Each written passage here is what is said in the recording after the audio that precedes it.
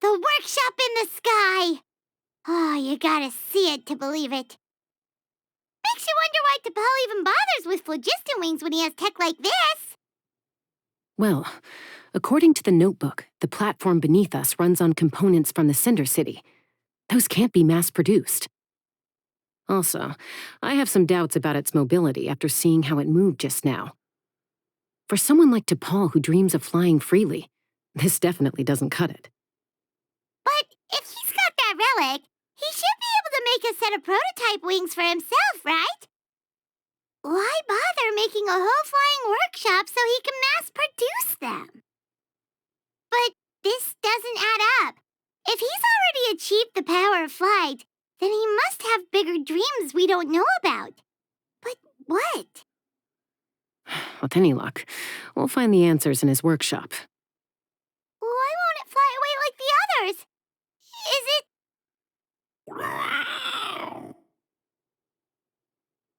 She's still breathing, but barely. By the looks of it, T'Pol was using these cages to extract phlogiston from the Kukasaurs. Once a Kukasaur is drained of phlogiston, it becomes too weak to move. We'll have to come back for these ones after dealing with T'Pol. Let me see. Looks like a record of his phlogiston research. Log number 330. With the support of... I was finally able to launch the airborne workshop. Even though it relies on the relic for 80% of its power supply, I've at least taken the first step. Log number 348. Research on the relic is progressing well. I should be able to replicate the technology and scale up production very soon. Has proposed a name for this groundbreaking invention: the phlogiston wings. I think I'm getting close. Soon I will achieve my dreams. Log number 377. Encountered some issues with the new smaller model phlogiston wings. The gaseous phlogiston showed some volatility during the refinement process. Thinks we should proceed at a more cautious pace with the refinement experiments. But after so many past failures, I have to prove that I will succeed this time. Log number 114. Ran an experiment using Kukasaurs to refine gaseous phlogiston. It was a success. Log number 117. I've started recruiting merchants and hunters to capture wild Kukasaurs. Log number 121. Major breakthrough in the efficiency of phlogiston yield. Huh? So many parts have been crossed out! Yeah, probably the contact he alluded to in his other notebook. Guess he has a benefactor. Did anyone else notice how the numbering system in this notebook suddenly changed halfway through? We haven't got time for textual analysis, I'm afraid. Grab the notebook and let's press on. Hey, look here! More of T'Pol's notes! Log number 403. Introduced me to some new comrades who fully support my ideas. I told them that some Saurians are blessed with wings, and some people with natural gifts, while the less fortunate among us can only look on longingly as they seize the skies. But I also told them that progress can erase individual differences. Think of the tools humanity has made to fight back against wild beasts. The law we have put in place to even the playing field between the strong and the weak. I promised them that our research will be the new frontier of human progress. With our phlogiston wings, the power of flight will no longer be for a select few to enjoy. Imagine a world where the skies are for all to share. I only hope that when we finally achieve this goal, we'll be proud of me. Imagine a world where the skies are for all to share. Yes, what a wonderful world that would be. If only it were possible, we could respond faster, and so many tragedies could be prevented. But T'Pol, What about the saurians you're draining dry of phlogiston? You're not sharing the sky. You're stealing it. Bad move. I won't let you get away with it.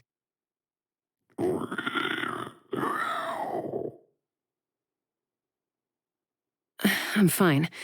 Let's keep moving. I don't think we'll find anything else here. Looks like we've reached the center of the workshop. And still no sign of Koya's baby.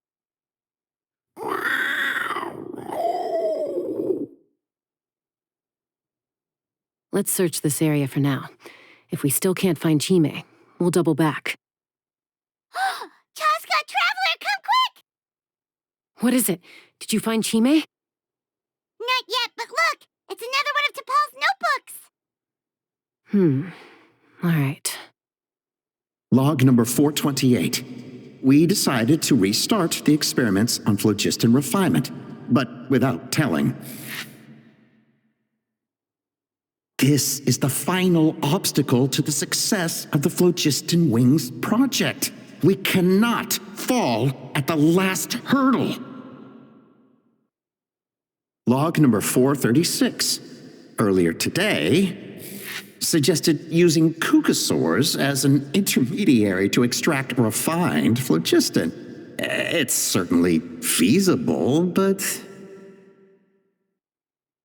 Anyway, as long as our secret experiment succeeds, I'm sure won't bring it up again. Log number 443. We will conduct the experiment tomorrow. But birthday is coming up, so hopefully we'll have a birthday surprise for her. Log number 444.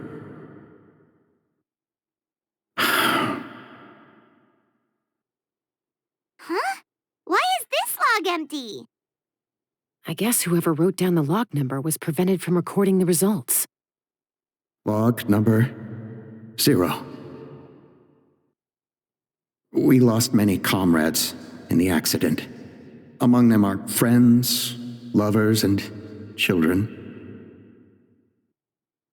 But we cannot stop now. We will keep their legacy alive and carry their dreams forward. As of today, we are scrapping the artificial refinement method. Instead, we will focus all our efforts on phlogiston extraction from live cucosaurs. They are arrogant beasts whose existence in the wild serves no one but themselves. Their true worth lies in their sacrifice for the sake of human progress. To facilitate our operations, we will gradually move the airborne workshop closer to the Flower Feather clan, even as we continue to expand it. All this we do to create a world where the skies are for all of humanity to share. All this we do to make T'Pol's dream a reality. Given the way this is written, not to mention the fact that the numbering has started over from 0, it kind of sounds like this is someone new. Does that mean that T'Pol's already... There's also a letter tucked in the end of the notebook. It's from Puma. T'Pol, I don't know where you are right now, so I don't know how to reach you. My best bet is to send this letter to the Flower Feather clan. Your father is gravely ill. Oh, I know we've had our differences in the past, but he is still your father. Won't you come and visit him? Please. I know you never liked him and cared even less for me. All you ever yearned for is the sky. And your birth mother. But we'll still be waiting here for you if you do come back. This may be the last chance you'll get to see your father. So Puma's not T'Pol's real mom? Huh. Well, she did say he never called her mom, but I might assume she was just venting. We know that T'Pol's father passed away quite recently, and this letter looks recent. By contrast, the writing in this notebook is old and faded. It looks like the real reason T'Pol didn't attend his father's funeral is because he'd long since passed away himself. If we ask ourselves why this letter was sent to the Flower Feather clan, why T'Pol always yearned for the sky, and how he got his hands on a relic from the Cinder City, it all points to one answer. That's right. T'Pol was my child. He was born during my days as a wingless wanderer. His birth gave me new hope. I wanted to become the kind of mother who spent her days as a valiant rider, soaring the skies. Not an aimless, wingless nobody. But his father wanted to settle down, to give his child a safe, sheltered life in his tribe. We fought about it constantly, until the love we once had for each other was gone. He started a new family, with another traveler who was also looking to return home. And I went back to the Flower Feather clan, alone. Oppa? I had no idea that despite being raised among the children of echoes, my child still harbored dreams of the skies. Can you imagine, Chaska? The joy and surprise I felt when he showed up at my door, asking to join the flying trials. Or how proud I was when he said he wanted to prove his own worth, rather than relying on my position as elder. And then the anguish that overcame me when he was rejected by the Cucusaurs and became wingless, just as I had after my injury. You've got a lot of nerve showing your face here. Don't take this the wrong way, Chaska. I'm not here for a fight. I just want to talk. Isn't that your preferred way to resolve things? I trust you've learned of T'Pol's wish on your way here. A world where the skies are for all of humanity to share. If only his dream can be realized, no one will ever have to lose their wings again. Our aerial prowess will be greater than ever before. War will never again come at such a great cost. The loss of Koichi is a tragedy that need never be repeated. So tell me, Chaska, do you really wish to see the phlogiston wings forever grounded and gathering dust? Nothing you've said excuses all the conflict you've caused. You mean the argument back at the tribe? It was a necessary measure. Sometimes this is the only way to accelerate the pace of progress.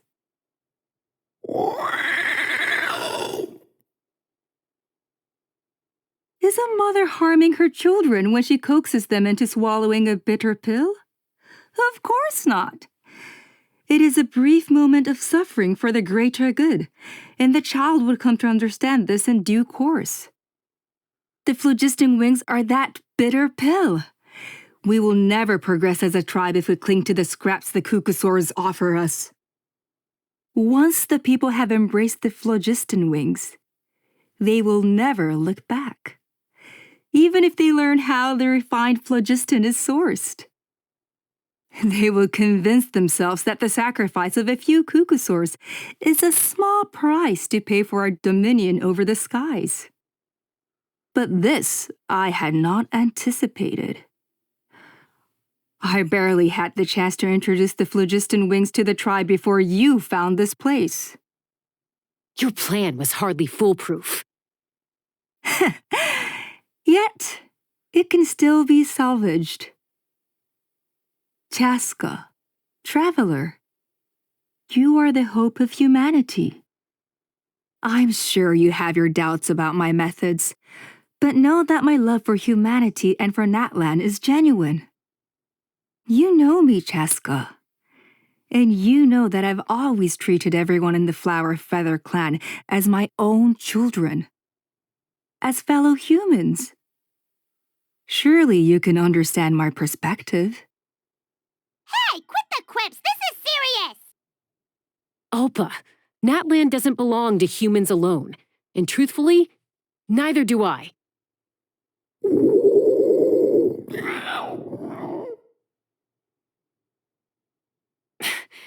How many times has the Abyss invaded Natlan now? And yet despite how much stronger it is than us, Natlan still stands as a nation of humans and Saurians. Peace imposed by force will crumble in a matter of days, because social bonds are what hold a civilization together. Weren't you the one that taught me that? And yet you would break the bond we share with our Saurian companions to take more power for ourselves? That's as stupid as hacking your own arm off to use it as a club. They are wild beasts, driven purely by instinct. How could they possibly understand human social bonds? Ugh, how did someone like her ever become a writer? Ha! You overestimate them. They bow to the strong and shun the weak. That's all there is to it. They never gave Tepal a second glance when he was at his lowest, nor me when I returned injured from the Cinder City. It's all about survival of the fittest for them. Plain and simple. They obeyed me once I proved myself stronger than them, but the moment it serves them better, they'll abandon me in a heartbeat. You're wrong, Alpa. They only reject the wingless because they don't want to fly anyone to their death. Chaska, I will promise you this. Only the unruliest wild cucosaurs will be used for phlogiston extraction. The ones who have nothing else to offer to humanity. Well, that's too bad, because I know a few unruly wild cucosaurs who don't think that idea is going to fly. Namely my mom, my sister, and me. And the others? To us, they're friends, family, even children. So if you want to put any of them in one of your cages, you're going to have to go through us. Is that right? I knew you might be difficult to convince. Maybe this will change your mind.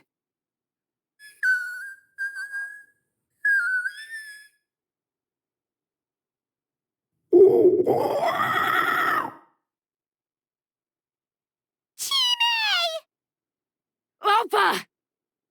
Careful! Don't make any rash decisions.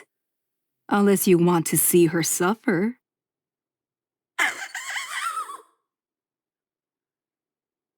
Oh no, that's one of the extraction cages! I told my subordinates to take control of the tribe while I was away. Luckily for them, our strongest warrior and our most powerful ally aren't there to stop it. Take control? What are you planning to do with Mutota and his supporters? Merely accelerate their inevitable downfall. They cannot stand in the way of progress forever. It is not the move I wish to make, but I'm afraid you and your friends force my hand. And since you insist on imposing me too, I have no choice but to keep you here until the dust has settled.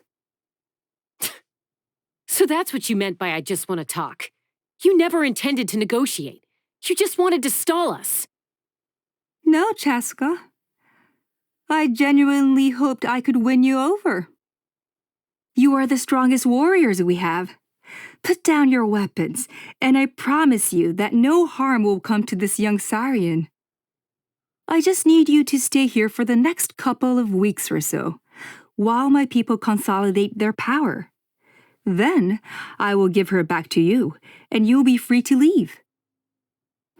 As long as the majority supports our vision, even the Pyro Archon cannot meddle in our internal affairs. Your vision is deranged, and the Flower Feather Clan will never support it. You sure about that? Then wait here and see. Time will tell. What do we do? Even if the whole tribe fights back, Mutota's in grave danger! Stop delaying the inevitable! Drop your weapons and get into the cages, now! She's still holding Chime hostage. Is there really no other way?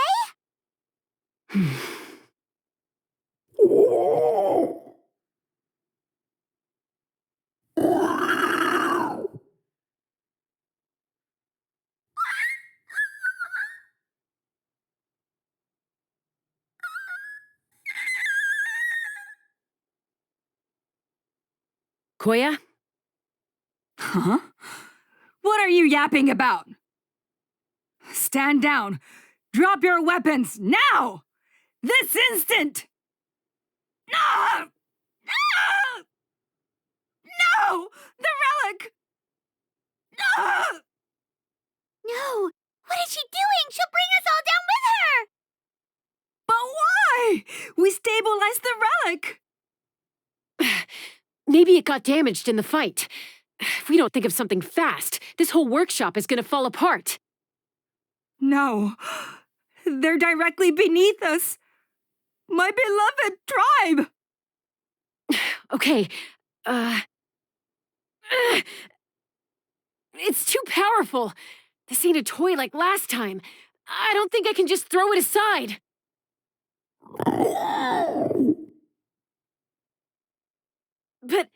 But we need to get it far away before it explodes. Then the tribe will be safe, and so will this workshop.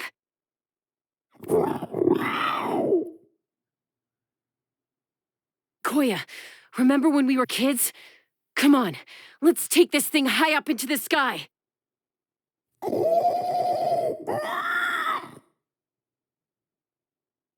Don't worry, I know I can get rid of it before it explodes. We're talking some surface wounds at most. All I need is for you to catch me at the end, just like old times.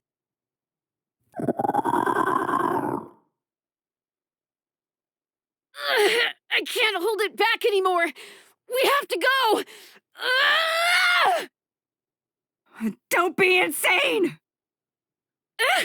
Alpha, what are you... You're a fool, Jaska! Why would you choose such a risky solution?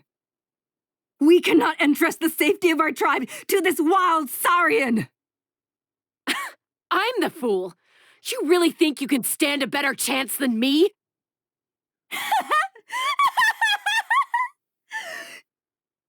Sure, it may be asking too much for an ex-wingless to escape the blast radius in time.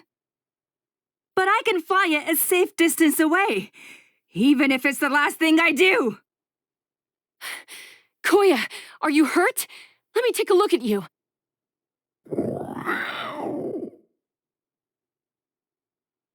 What do you mean, I'm fine? Didn't I tell you to catch me on your back? Why did you try to shield me from the blast?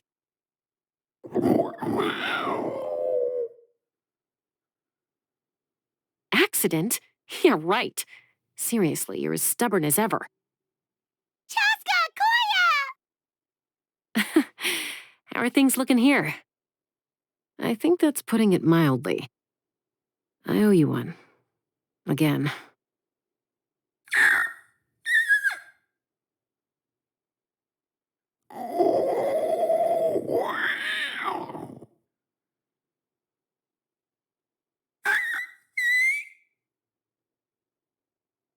Oh, but be honest. Do you still think Kukasaurs can't form bonds?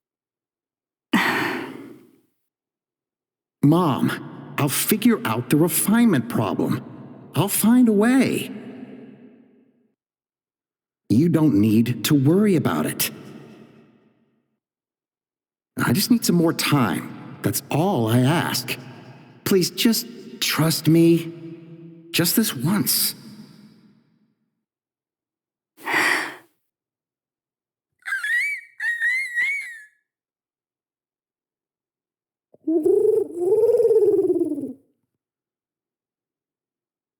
The Flower Feather Clan yield to the strong. And it's up to the winners to define what strength means. So it looks like it's my turn to yield.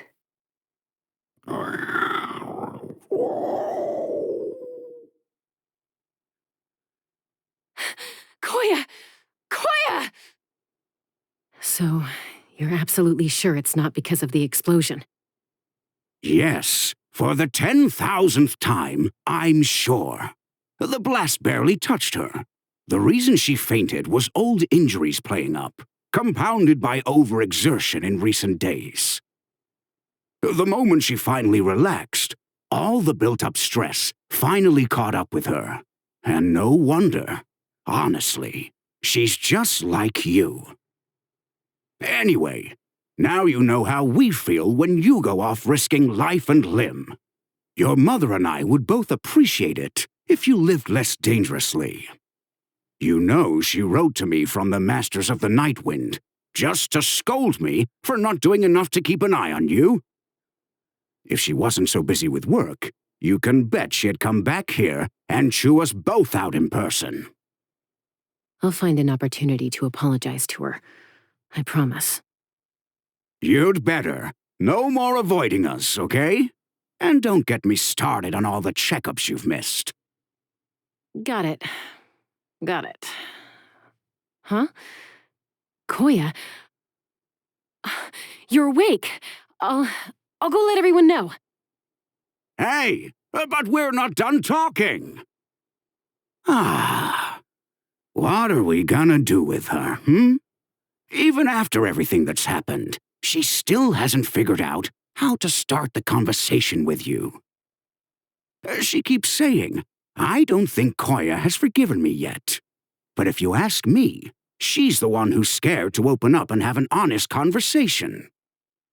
For all her confidence, she's a very sensitive soul underneath. You'd think as a peacemaker, she of all people would know how to reconcile with her family after a falling out. She must have been a handful growing up. Thank you for being there for her. And of course, thank you for keeping her safe when you were up there in the sky. Koya, Uncle Cusco, we're here! Ha! I was just telling her that she's not to go chasing danger with Chaska ever again. Cusco, I understand how you must feel. But it's all thanks to Koya and Chaska's efforts that the airborne workshop didn't come crashing down on our heads. Oh, Paimon almost forgot to ask. They didn't hurt you while we were gone, did they? Thankfully, when her co-conspirators tried to arrest me, I was out coaching Koya and Junan. The two of them were a huge help. They took care of things while I went around rallying the resistance. So, in the end, Alpa's would-be revolt didn't really get off the ground. And as it turns out, not all of the wingless want to see our dear Saurian friends replaced with phlogiston-powered gizmos. I'm so sorry you got mixed up in this, by the way. We should have caught on to Alpa's scheme sooner. We could have saved so many Kukasaurs from getting hurt. Most of the airborne workshop has now been dismantled. We've just left one small, harmless part intact, and repurposed it as a jail for Alpa and her cronies. Let's see how they like being locked up in a sky prison. So, it looks like there's just one last conflict left to resolve. Peacemaker, you're up. I said I had to wait until things had blown over, didn't I? And now they have. But I still have no idea what to say. Koya, I just want to say, I'm sorry for how things went down back then.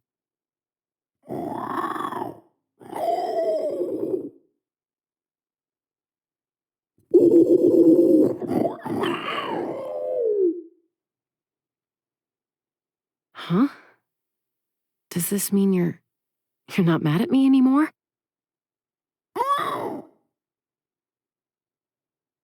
There's that family likeness coming through again. But that day, when we ran into each other.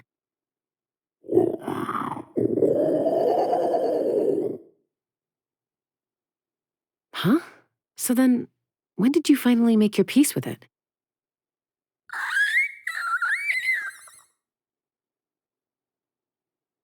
Oh,